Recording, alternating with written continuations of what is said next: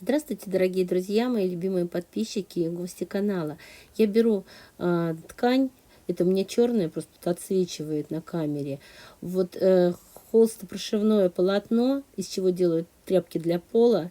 Мне тут зрительницы как раз подсказали, как называется эта ткань.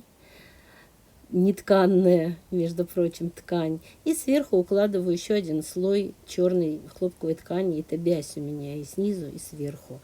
Скрепляю все слои булавочками. Мы сегодня будем учиться стягать, потому что у меня недавно в комментариях одна девушка увидела лапку для стежки и сказала, что никогда в жизни она такой не видела, и я поняла, что надо опять делать новое видео и рассказывать, что это за лапка. Вот так она выглядит. Не бывает кольцо полностью закрытое и металлическое, бывает пластиковое кольцо, но я предпочитаю все-таки открытое кольцо и всем советую, потому что через вот эту прорезь видно, что вы стягаете. Нитки я сегодня вот такие буду использовать, меланжевые. Заказывала на Алиэкспресс уже 100 лет назад, но они у меня есть. Как мы подсоединяем эту лапку? Значит, убираю я свою лапку, снимаю вот этот лапкодержатель, отверточкой откручиваем винтик. Вот, и вот эту лапку, ну, тут понятно, да, прорезью вставляем. Единственное, что здесь надо помнить, что вот эта вот палочка, которую я показываю, она должна быть сверху винтика, которым мы прикручиваем иголку к игловодителю. И все, мы ее вот так установили и закручиваем. Сначала я руками этот винтик закручиваю, потом беру отвертку, чтобы поплотнее было. Но я еще возьму отвертку. Вот видите, эта палочка сверху винтика. Вот она, эта палочка, вот он винтик, к которому мы иголку прикручиваем. Ну, теперь берем отвертку и хорошенько, крепко закручиваем вот этот винтик, чтобы у нас плотно все, эта лапка держалась. Что я хочу показать дальше? Дальше мы вот этот вот рычажок опускаем и перемещаем вправо. С его помощью мы опускаем нижний транспортер. Это вот эти зубчики, с помощью которых двигается ткань. При опущенном нижнем транспортере эти зубчики опускаются, и ткань нам не двигают, нам это не надо. Мы ткань будем двигать сами своими руками в том темпе, как нам нужно. У кого нет в машинке такого рычажка, значит, у вас есть пластина специальная, которая закрывает эти зубчики. А я свою заготовку из 3 слоев уже положила под машинку на рабочее место. И первый стежок, ну, можно выдернуть нитку в нижнюю наверх, чтобы ее там не перестрочить во время стежки. Это, в принципе, несложно. И в это же место делаем следующий прокол. Можно иногда не заморачиваться и оставлять нижнюю нитку сверху. Особенно, если у вас будет крупный рисунок, то ее не сильно пристрочите, и можно будет ее продернуть вниз. Значит, я не могу сказать, что я прямо мастер Ли в этом стягании.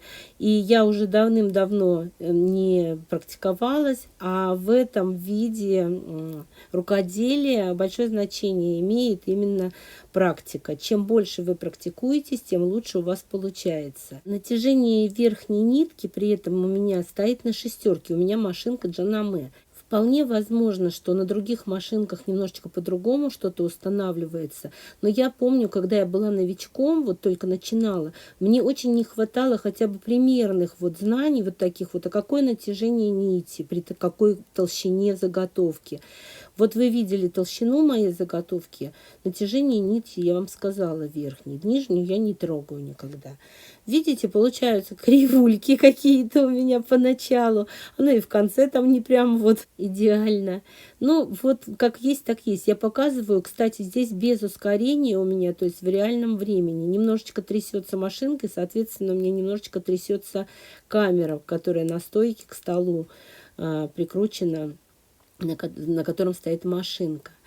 Значит, сказала, что чем больше практики, тем лучше получается. Здесь, так как я двигаю сама своими руками, то тут нужно приноровиться немножко, потому что с какой силой жать ногой на педаль? Если у вас скорость педали регулируется, то надо понимать, да, с какой скоростью на педаль жмем, с какой скоростью двигаем свою вот эту заготовку руками.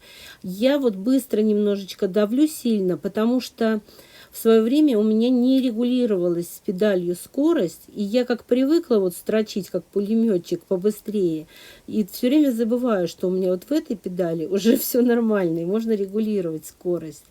Поэтому поначалу я прям вот зачастила. Чем мельче рисунок, тем, естественно, сложнее какие-то делать ровные, правильные линии. Но худо-бедно я как-то вот все равно какие-то кракозябры наделываю. Девочки, самое главное, не бойтесь. Вы ничего не сломаете. Ну, испортите вы пару заготовок. Зато натренируетесь, приноровитесь. Даже иголку вы вряд ли сломаете. Ну, может быть, сломаете, конечно. У меня были случаи, когда слишком толстая заготовка. Или я неправильно подобрала иголку для слишком плотной ткани, например, джинсовой, взяла обычную иголку. Вот сейчас у меня только руки дошли завязать этот узелок на том месте, откуда начинала. Здесь, кстати, у меня обычная универсальная иголка, номер 90. И совершенно хорошо, очень ничего, ни нитки не рвутся, ни иголки не ломаются, все прекрасно идет. Я думаю, что это еще и за счет того, получается хорошо, что очень благодарный вот этот материал, который у меня наполнителем служит, холстопрошивное полотно.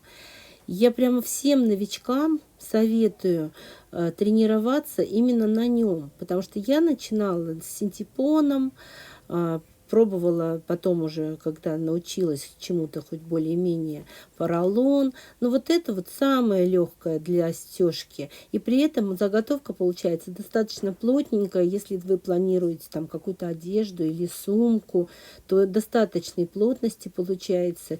Я вот делала стельки недавно, вот ссылочку оставлю вам на видео, где делала стельки именно с таким наполнителем. Ну и самый главный совет для начинающих: учитесь стягать те рисунки, которые у вас хорошо получаются.